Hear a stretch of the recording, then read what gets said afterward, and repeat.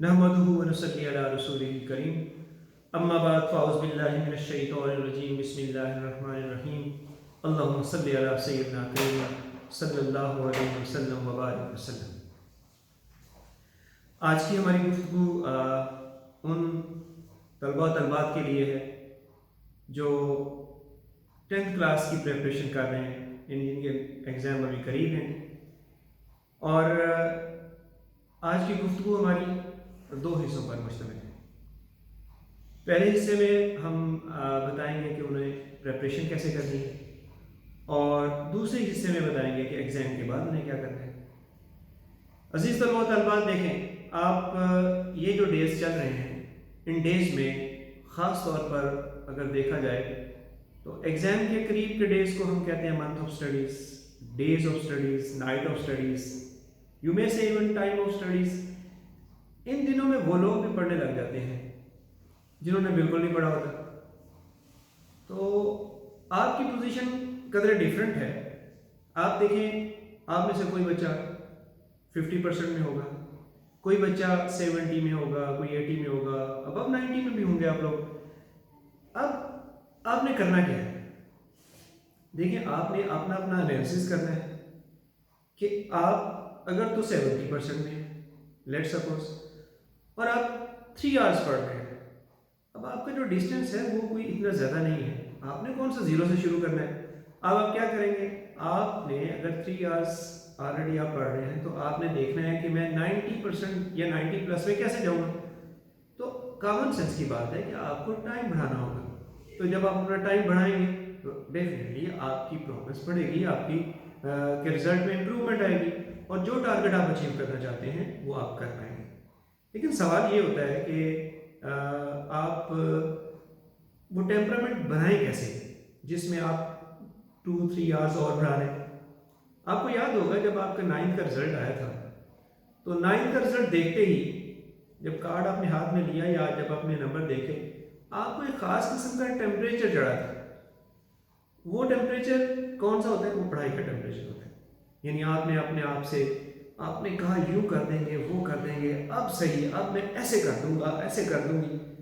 अच्छा, इत्तेफाक ये है कि वो टेम्परेचर आहिस्ता आहिस्ता आपका कूल डाउन हुआ और आप फिर नॉर्मल रूटीन में आ गए। तो वो टेम्परेचर फिर से कैसे चढ़ाएं? आपने एक काम करना है, और वो काम यह है कि आज ही आप अपना 9th का रिजल्ट का फोटो कापी कराएं। 9th के रिजल्ट की फोटो कापी आप उस जगह पे प्लेस कर लें जहां आप बैठ के पढ़ते हैं। जैसे ही आप वहां बैठे, सबसे पहले एक नज़र उस पर डालें। वो कैफियत फिर से अपने ऊपर तारी करें कि यार मुझे पढ़ना है।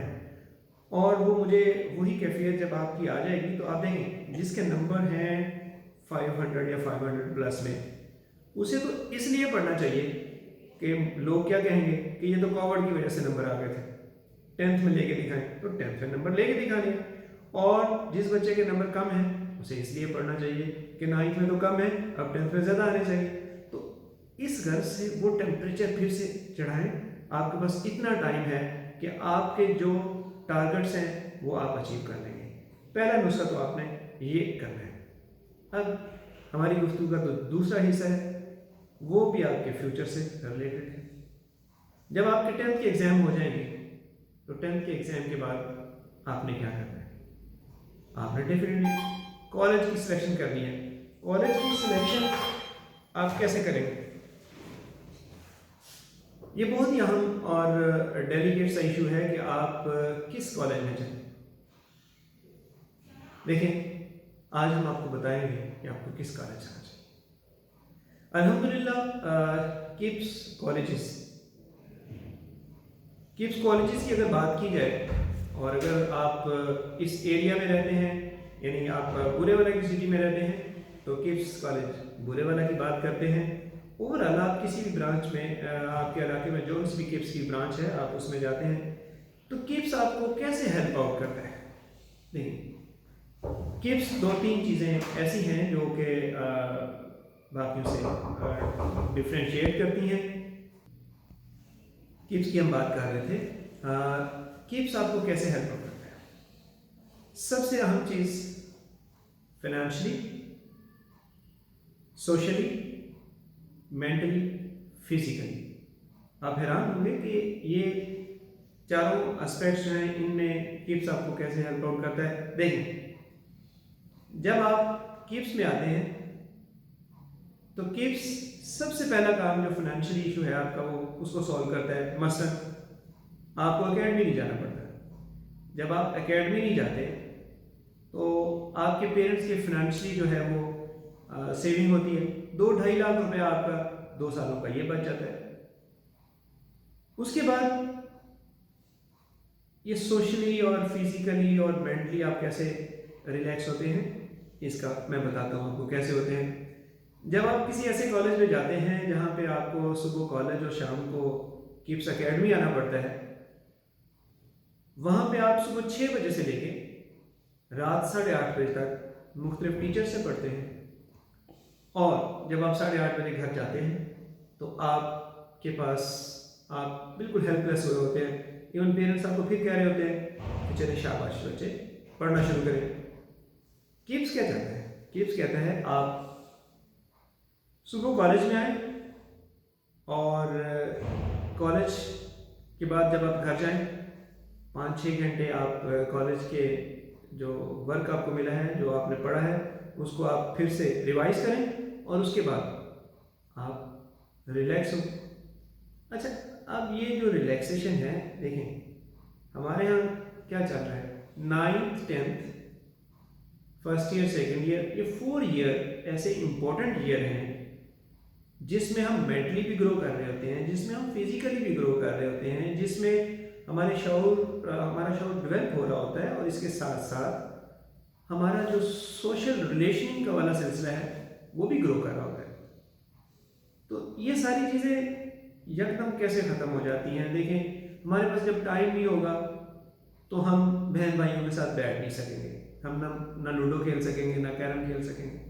जब हमारे पास टाइम नहीं होगा तो हम पेरेंट्स के साथ बैठकर उनकी दिलजोई नहीं कर सकेंगे, उनके पाँव नहीं दबा सकेंगे, उनके शोल्डर नहीं दबा सकेंगे। जब हम ये मुठ्ठियाँ नहीं भरेंगे, हमारा आपस में वो जो एक सोशल रिलेशन है वो आप उसको कोई भी नाम दे सकते हैं, यानी वो डिस्टर्ब होना शुरू हो जाएगा। अच्छा, फिर क्या होगा कि हम फिजिकली ग्रो इसलिए नहीं करेंगे कि हमारे पास गेम करने का टाइम नहीं होगा। और इसके साथ साथ आप ये देखें कि हमें मेंटली हम इसलिए नहीं ग्रो करेंगे, हमें पता नहीं होगा हमारी सराउंडिंग में क्या हो रहा है। हमने कभी टीवी नहीं देखा, क्यों? जनाब हम एफएससी कर रहे हैं, हम मैट्रिक कर रहे हैं, इसलिए हमारे पास टाइम नहीं है। किप्स क्या चाहता है? किप्स कहता है आप ये सारे काम करें, आप रिलैक्स हों, आप गेम भी करें, आप माँ बाप के साथ भी बैठें, बहन भाइयों के साथ भी बैठें, आप टीवी भी देखें, ये सारे काम एक साथ करें। क्यों? इसलिए कि इन 4 ईयर्स के बाद आपने एज ए गेस्ट घर में आना है, क्योंकि आप तो गेस्ट बन जाएंगे, आप फोर्टनाइटली आएंगे, आप मंथली आएंगे, उसके बाद आपके पास टाइम नहीं होगा कि आप ये सारी चीज़ें कर सकें। तो यही वो डेज हैं जिनमें सारा कुछ करना है। अब जब आप किप्स में आएंगे तो किप्स में ये सारी चीज़ें आपको मिलेंगी। अब सवाल ये पैदा होता है कि किप्स में एडमिशन कैसे लिया जाए, वो मैं बताता हूँ आपको। एडमिशन लेने का आसान तरीका, किप्स कॉलेज बुरे वाला ने किप्स टैलेंट स्कॉलरशिप टेस्ट एग्ज़ाम लेना है। वो एग्ज़ाम किस लिए लेना है? वो इसलिए एग्ज़ाम लेना है कि आप अगर उस स्कॉलरशिप में पूरे उतरते हैं तो आपकी फ़ीस में रिलैक्सेशन हो जाएगी। जब फीस में रिलैक्सेशन हो जाएगी आपको और पढ़ना आसान हो जाएगा। और इसमें किप्स बायो वालों के लिए बायो, फिजिक्स, केमिस्ट्री, मैथ का टेस्ट होगा, 100 नंबर का ये टेस्ट होगा। और जो कंप्यूटर वाले हैं उनका बायो की जगह कंप्यूटर होगा, और जो आर्ट्स वाले हैं उनका मैथ और जनरल साइंस का टेस्ट होगा। ये 100 नंबर का टेस्ट होगा, 100 मिनट्स में अटेम्प्ट करना है। 27 मार्च को ये टेस्ट होने जा रहा है। 27 मार्च को बुरे वाले कैंपस में ये टेस्ट होने जा रहा है। और इस टेस्ट में सुबह 9 बजे बॉयज़ अपीयर होंगे और 12 बजे गर्ल्स अपीयर होंगी। 100 मार्क्स का ये टेस्ट, जो बच्चा इसमें पहली पोजीशंस पे आएगा उसकी तो एजुकेशन बिल्कुल फ्री होगी। लेकिन मैं आपको बताता चलूँ, अगर आप 50% तक भी इसमें नंबर लेने में कामयाब हो जाते हैं तो आपके लिए बहुत अच्छे किस्म के स्कॉलरशिप जो है वो इंतज़ार कर रहे हैं।